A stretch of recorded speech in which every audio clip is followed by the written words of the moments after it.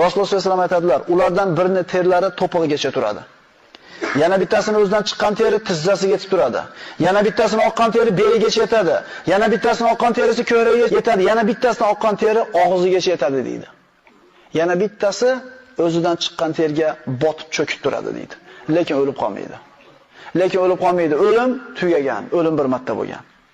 Ularning mana shunday holatlari 50 ming yil davom etadi.